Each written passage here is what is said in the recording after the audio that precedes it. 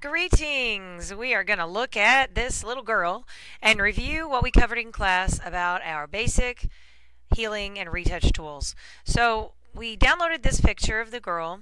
I've got it opened up in Photoshop, and I've got it opened up on a computer where I've never used Photoshop, so we can go from the very basics. Because, like I've said in class, if you've done this on a different computer, your settings are right, but then if you move to a new computer, your settings are going to be wrong. So, first off, our retouch tools that we're looking at are under the Band-Aid and then the stamp right here. So the Band-Aid is spot healing, healing, and patch.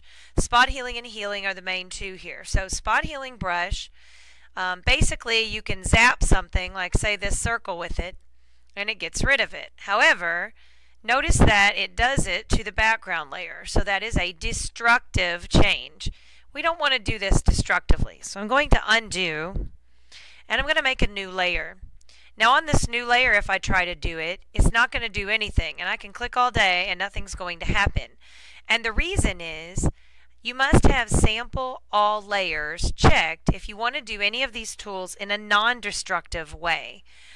Because otherwise, what sample is, a sample is kind of like dipping your paintbrush in to paint to fix. Okay? Where are we going to get the information to heal this from? And the information for the spot healing brush is around the diameter of that circle. So wherever you see those lines around that little stain, that's where it's going to basically take those lines and just suck it in and use whatever's around those edges to get rid of what's there. So if I have sample all layers checked, it's going to do it. And what it does there is it basically draws that little white circle in that spot.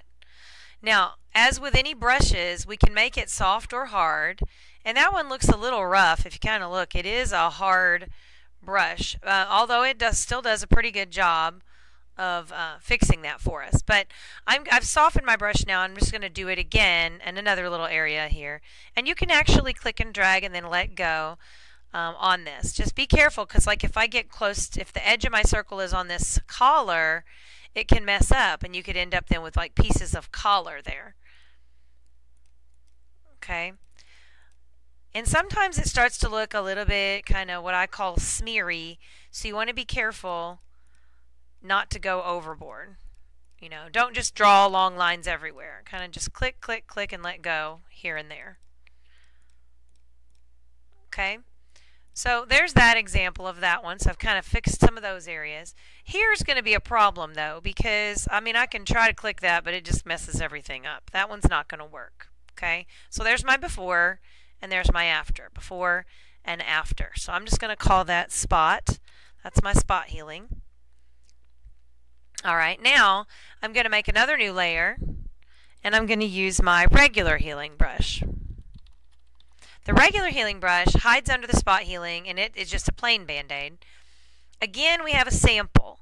So if I try to use this right now, first off, it's going to yell at me. It's going to say, whoa, Alt-click to define a source point. So in this brush, it doesn't take the circle and just zoom down. Instead, you have to hold down the Alt key, and your mouse is going to change into what looks like a target. You have to click on an area that has like good whatever it is you're trying to fix. So like I need good edge of the shirt, like right here.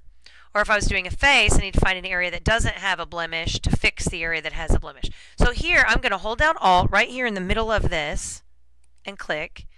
And then I'm going to come over here and then I can paint. Okay. Now, right now, it's not doing anything because I'm on current layer. So if I try, it's painting nothing. Okay. So let's make it current and below. Now I'm going to hit Alt and click, and notice that my mouse has like some shirt loaded up in there. It's a preview. So now I can try to line these up so they match, and I'm just clicking and letting go, and then there it goes. It kind of fixed it in there. I could do it again, come over and Alt and click to set that up, and then do it again here and try again to make sure I can get it. There we go. And notice it blended it. Like it didn't just stamp it on there. It would have been that dark, but it kind of blended it. So it mixed a little bit with what was already there. And that's what the healing brush does. So it blends a little bit. So if you have like a dark area and you try to blend it with a light area, it's not going to like totally, kill it. So I'm going to click here again. I'm going to hit Alt and click, and then come over this and just click one time. And there we go. I'm going to do it again. Alt, click, and click. Alt, click, come here. And this time I'm just going to click and drag. Now notice down there at the bottom there's a plus sign moving. The plus sign is where it's stealing pixels from. So I need to be careful that I don't, run into something that I don't need to steal pixels from. So for instance, if I'm over here on the edge and I start to go, if I go over too far, see now I've gotten into the arm and that looks messed up. Okay, so you have to watch where that plus sign lives at. So my plus sign is right here. I can use it. See, it's right there and it's moving and it's fine. I don't want to get close to the edges. If that plus sign starts to hit the edges, then I might have a problem.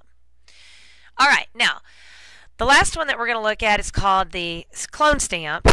And the clone stamp is like the healing brush. Basically, you have to choose a sample area. And again, if I try to use this right now, one, it's going to yell at me about hitting Alt. And actually it won't because we just used another tool that requires Alt. So if I click right now, it's using the plus sign down there. Watch how I move. See, it's using the plus sign from that previous one. So now it's like painting from the previous one, which is not good. This looks terrible. Okay, so I'm going to undo that.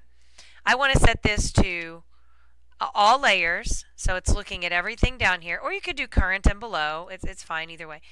And now your clone stamp is just literally going to just basically copy and paste it. So if I used a hard clone stamp, I'm going to turn it all the way up to 100, and I click Alt and click here on this eyeball, and then I come up here and I just click one time, I'm essentially just like popping an eyeball on there. And see, it doesn't blend or anything. Okay. Now, if I change the edge of this brush to be soft, then it looks like it blends, even though it doesn't really blend like the other brush does. See that? Now, the edges, because it's soft, it kind of looks like it could go there. Now, we don't need an eyeball on there. So what's the clone stamp good for? Well, weird areas, like here. There's an edge that's got this on it. So I'm going to make my brush a little smaller, hit Alt, click right here, and then try to match that line up and just click. And it's like copying and pasting, so it's going to put it straight away on there. And then you got to try to find like another area or just continue up the edge, taking a little bit at a time. I like to go back to the beginning spot so that it's not going to look like it's just continued.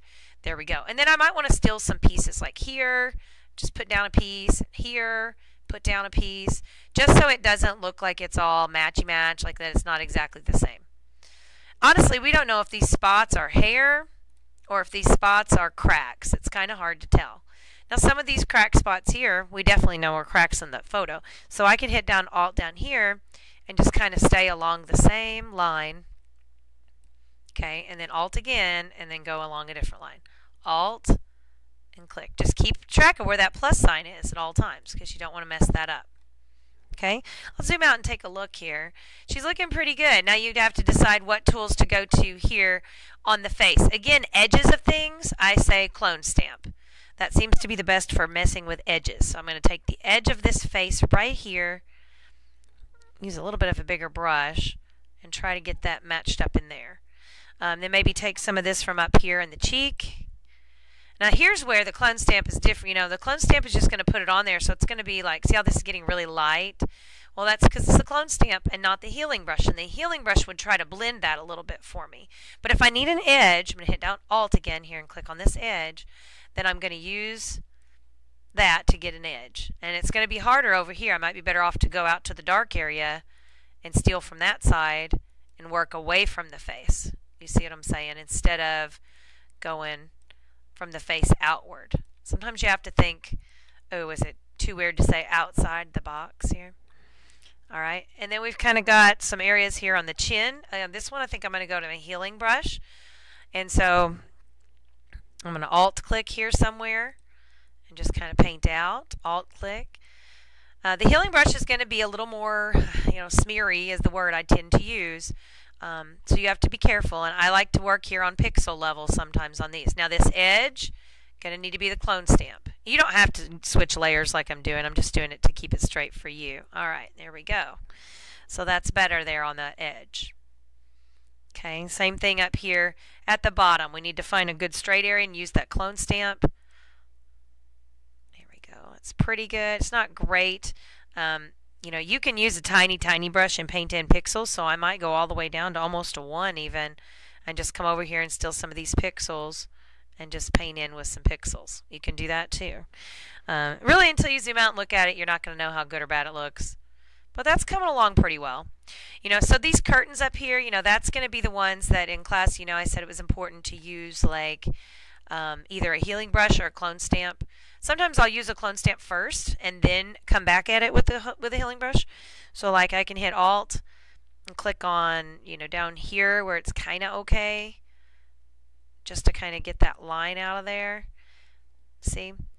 And then I'll do it again and come over here on this just to get that line matched up. But then I might want to come after some of these with the healing brush and use a little bit of a smaller one, hold down Alt, and just work my way across with that healing brush. Since it's gonna try to blend it a little bit, it's gonna be a little easier to work with over here. And again, notice I'm clicking Alt and then coming here and then like Alt up top and then going here.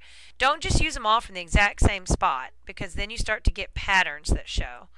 And the patterns are going to look really weird. So you want to be very careful to not get patterns. And again, the closer you're zoomed up, the better it's going to look, because it's going to be at the pixel level. So it's going to look better when you zoom out if you're at pixels.